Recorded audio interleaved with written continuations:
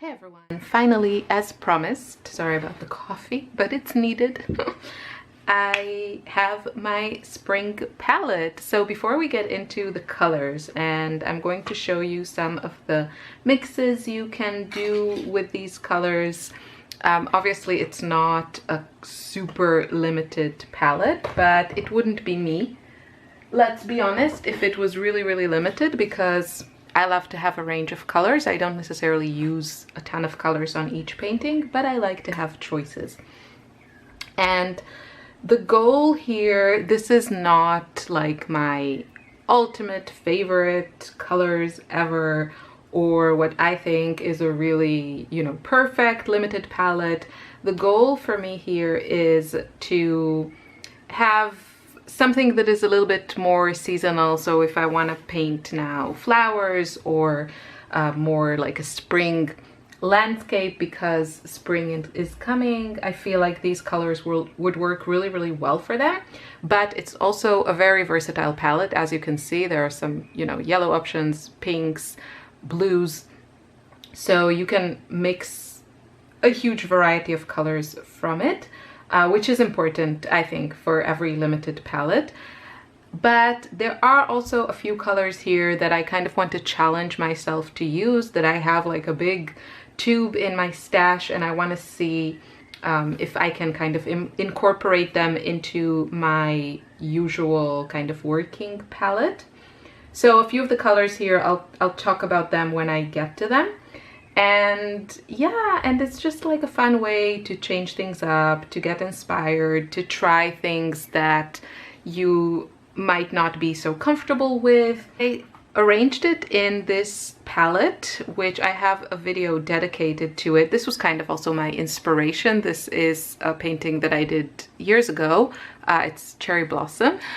And I love the colors of it. It's, to me, this is kind of that springy feeling. I've been painting with this palette, and I have to say I really like it. I think it would be also great to take when you're traveling. It's not super light, but you can fit a lot in it. And also people mentioned in my video, which I forgot to mention, is that you could put a brush or two brushes and like a pencil here, which is really handy. And I also found it really easy to use for mixing. There's a ton of space for mixing. There's another tray that goes here. You can just watch the video if you want a closer look. I think it's great. It's very affordable. I will link you to it, as well as I'll list below all the colors, so don't worry if you miss something. Let's get to it. So for the yellows, I went with 3 yellows.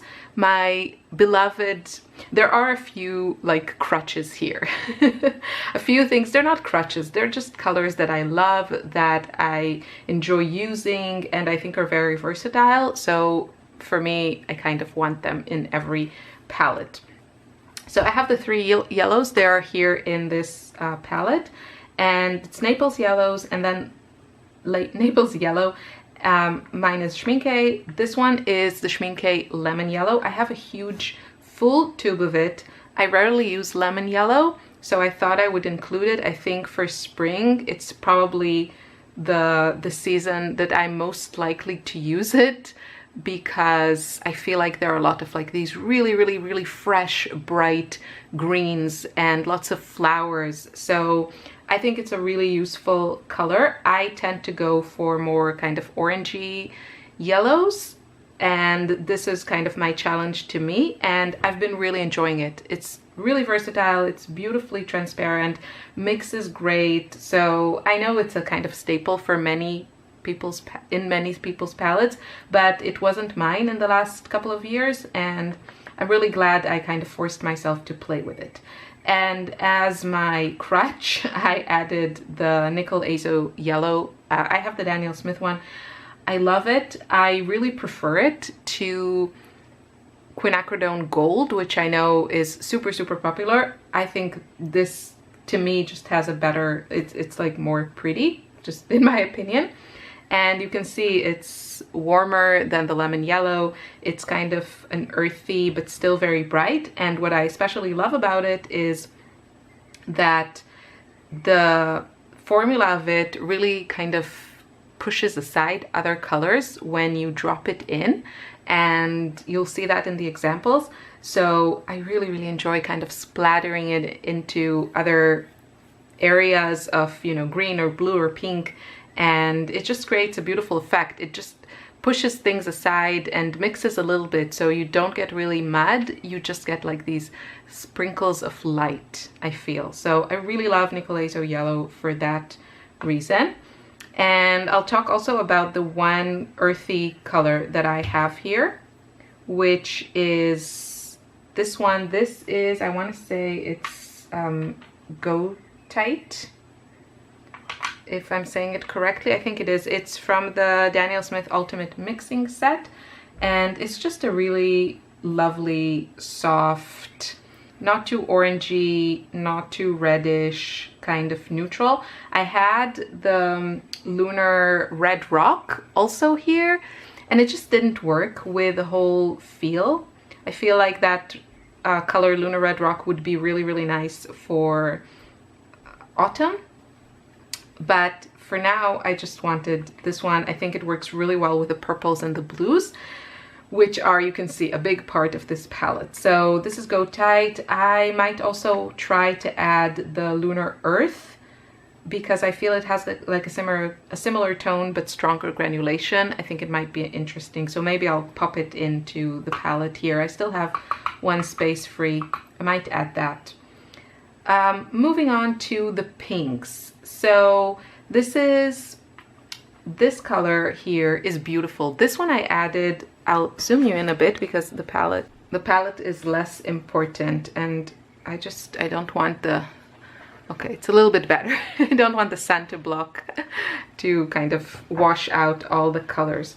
So this is a beautiful color that I've had for a few years, and it's the M-Gram Ultramarine Pink. I'll give you a closer look, so just you can take a look. You can see that it's granulating. I really like it. I haven't used it a lot. Super pretty, works really well with kind of the more earthy yellows that I have. It's beautiful. I'm really happy that I included it. It was kind of like my challenge to myself color, and I'm really happy with it. Now this one is Opera Pink. I'm not a huge fan of it. I don't like it on its own, but I think for spring, when everything is like at its brightest, most colorful, I really like the oranges and kind of the peach colors that I can get when I mix this with the yellows. So that's why I included it. I really, the more I try it, the more I am never happy when it appears in my painting as it is. So I don't know, maybe it'll change. Things like this change all the time, so whatever. This is one of my go-to pinks. This one is the Holbein Bright Rose. You can see it's kind of more of a bluish pink. I really love it. I think it's perfect for spring, but I have to say, after painting with this palette, you know, for for a few weeks, I am tempted to maybe just add a pan of quinacridone rose, because I'm very particular about my pinks. So maybe I'll do that, and I really like quinacridone rose. So let's move on to purples. Oh, I forgot to mention, this is kind of the challenging myself to use color. This is Potter's Pink. I know it's a beautiful color. I squeezed, the one that I have here is Winsor & Newton one. It's an old tube. It feels kind of dry. I don't like colors that I really have to work at re-wetting them, but I'll try to play with it. You know, it's really nice. Maybe I'll give it more go in my summer palette, but yeah, for now there's a little bit of it here. I'll try and use it. I'm not sure how I feel about it. So for the purples, my go-to Holy Grail purple is Winsor & Newton Cobalt Violet. I'm so happy that a few of you have tried it, because I keep talking about it, and everyone that I know that have tried it loves it, especially if you have tried other cobalt violets. You know that it's a hard color to formulate, and the Winsor & Newton formula is really, really beautiful. So this is in my palette. It's kind of an older full pan that I have here that you can see. It's already dwindling, and yeah, I love that color. It's beautiful. And next to it I have a more bluish cobalt. This one is the M-gram one. I have it here. I had some already squeezed in a half pan, so I thought, okay, I might as well try to get some use out of it. I like it. I'm not sure that it kind of fits with the spirit of my palette. On camera it looks warmer, like it looks more pinkish than it does in real life. In real life it's more bluish, so we'll see. Now this color here is the Daniel Smith Wisteria. Yeah, I don't know, it's a beautiful color, but it's kind of really easy to get it muddy, so I always have to use it kind of really carefully. And I feel I don't have that problem with the Cobalt Violet, just because it's so much like clearer, doesn't have the opacity of this one. So I did include it, but I'm not sure, and it'll probably be the first colors I would drop from this palette if I had to narrow it down. So into the blues. I have Ultramarine Blue. It's kind of my go-to. I don't think that, well, maybe it is like perfect for spring skies. I think the sky here in Austria is probably closer to cobalt than to ultramarine, but ultramarine is just such a good color. It's so versatile, so great for mixes. It has that granulation, so what can I say? There it is. It has a big pan.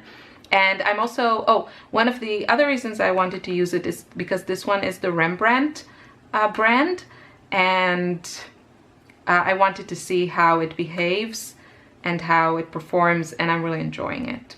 Next to it, I have the M-gram Cobalt Blue. It's a really lovely blue. I really enjoy it. I think it's perfect for a spring palette, so it's kind of, this was kind of a no-brainer. I knew I wanted a cobalt blue for this palette. Next to it, I have one that I know is really popular. It's a very beautiful color. This is Verditer Blue by Holbein. The Holbein Verditer Blue is cobalt and white, so it's probably the most redundant blue, because I think if you just watered this down you would get something similar. You can see it here. You can see that it's that it has white in it. But I have a tube of it, so I really wanted to see how I like it.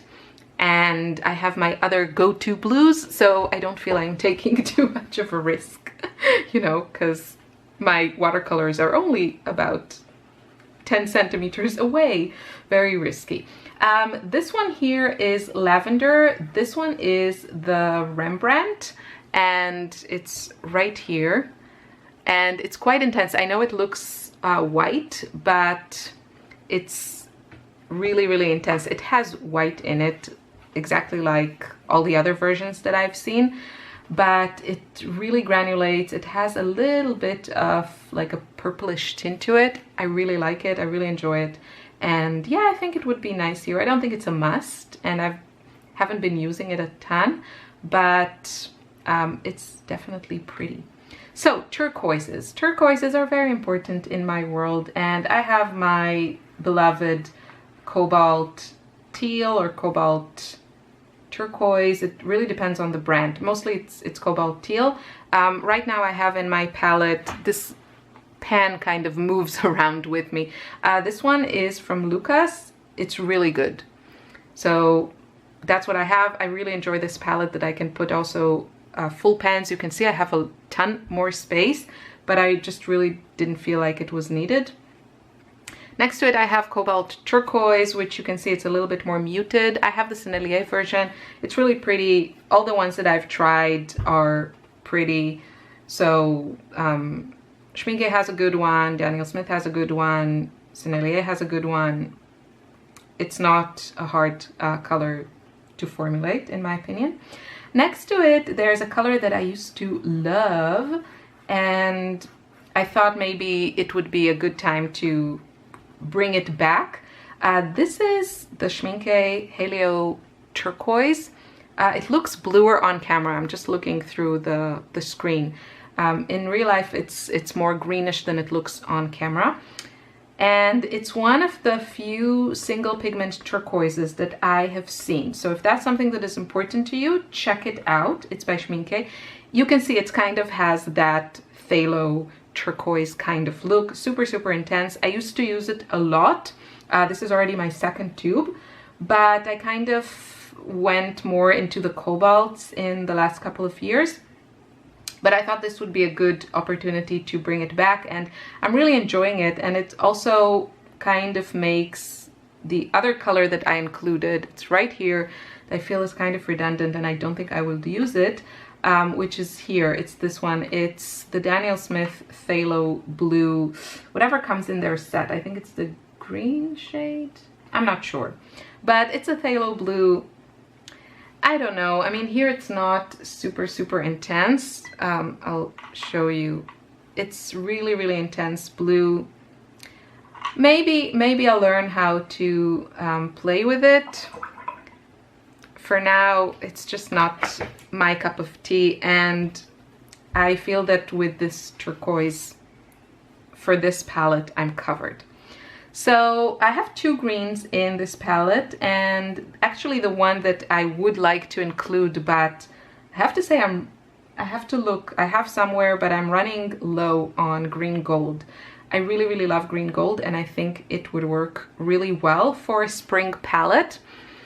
But I have a little bit here from, this is Green Apetite.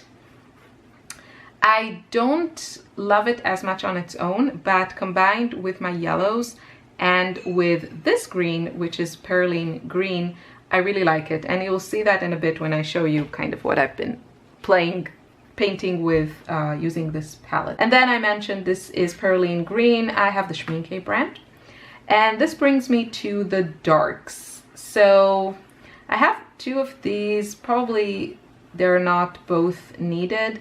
This one is Perylene Violet. I really, really like it. And then this one is the Van Gogh Dusk Pink, which is basically like some violet pigment mixed with granulating black. Now, what I really like about the Van Gogh dark colors is that they're so easy to activate and re-wet, which is one of the issues that I have with, for example, Moonglow. And I love Moonglow, but sometimes I feel like I have to work a lot to get it to be really, really intense.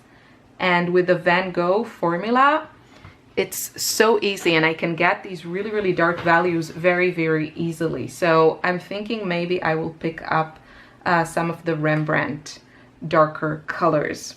Next I have the Schmincke Indigo, which is my favorite indigo. It's just this beautiful inky deep blue. It's not dead at all. It doesn't have black in it. And here I have the Imperial Purple, which I got mostly to review the Jean Haines set. I was just missing a few colors from that set, and that's why I got the Imperial Purple. But I think it works with the palette here. So I have a little piece of it here. I have the stick, so I cut a little bit and stuck it here. I'm not sure. It's kind of trying to make myself use it. And then here I have Moonglow. I really, really love Moonglow, but I'm not sure that it works with the vibe that I have here. So we'll see. I feel like maybe I should add like a neutral tint, but I don't have one that I really, really like. I have a pan of Schmincke that I'm almost running out of. I think I'll buy the core one because it also doesn't have a black in it. And it is vegan, which Schmincke is not. So we'll see. But yeah, I can mix other, you know, darker colors. If you mix the Perylene Violet with Perylene Green, you also get really nice dark tones. And then this one is also beautiful, the Indigo. So I feel like I'm okay with the darks. You definitely need some dark color in your palette. You know, Ultramarine is also can get very intense. Phthalo Blue and the Turquoise also can be very intense. So I have options, but yeah, I would probably drop, firstly I would drop the Moon Glow because I'm not sure it goes. Okay, now I want to show you what you can mix using this palette. So hey everyone, future editing Irit here, and after editing this whole video I decided it was way too long. So this part, even though I was talking to the camera, I just decided to fast forward it to spare you from extra moments of unnecessary talking. So basically here I'm just showing you the kind of oranges you can get, which is not really, because I don't really mix colors here. I just kind of let them flow. And I'm just talking about how I don't really use orange or red, and I didn't feel it was necessary for this palette. Of course, you know, if you want, you can bring in another red and orange, but I didn't find it necessary, and I still have a lot of options where I can mix oranges with, you know, 3 pinks and 3 yellows. So in case I did not already have enough purples, I can pretty much mix any purple on the color wheel with all the pinks and the blues that I have here, in addition to the purples. So purple is not an issue. And last but not least is the greens, which is kind of the same thing. Even though I only have 2 greens in my palette, I have 3 yellows, I have 3 blues, I have 3 turquoises, so, and the 2 greens. So I can mix pretty much everything. And now I want to show you a few like visual representations of this palette. And I think this is fun to do because you can kind of find out as you're painting which colors you like in what dosage. So some of these colors here I really love, but if I let them take over, I don't like the result. For example, my cobalt turquoises and teals. I love them, but if I use them on large areas in my paintings, most of the time I'm not happy with the result. So I think in this case, in this particular palette, and I just tried like different strategies with this. I think I really like all the purples and the pinks to be kind of my focal point, center stage. Then add those earthy yellows and greens, and then have like the purples for the shadows and a little bit of like the earthy tones and just a touch of turquoise in the greens in the background. So, or like in foliage or leaves or something like that. And yeah, and also a little bit of blue, not too much blue. So this I think is very pleasing to me when I'm thinking about colors. It is very colorful, but I feel like there's like, I'm happy with the dosage. Maybe a bit too much green here. Maybe I could darken that, but there are like beautiful areas here. I love the violets and purpley pinks next to yellows. That really makes me happy. And this is another good representation of it. And you can see here the bright rose is a lot more dominant than here. But again, there are a lot of things that I like here about the way that I used color. So a lot of pink, a lot of purples, violets, and then the play of greens, like mixing some of the yellows with the greens. And here, that's a good combo, the Goetite and Perylene green. I really like how this turned out. It's really beautiful.